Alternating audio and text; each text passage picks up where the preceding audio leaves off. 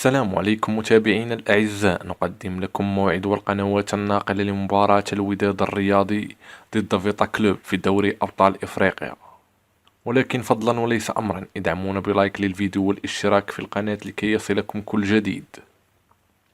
بعد فوز الوداد الرياضي الصعب على بيترو أتليتيكو بهدف نظيف في المباراة الماضية، يستقبل الوداد الرياضي نظيره فيتا كلوب الأنغولي لحساب مؤجل للجولة الأولى من مجموعات دوري أبطال إفريقيا.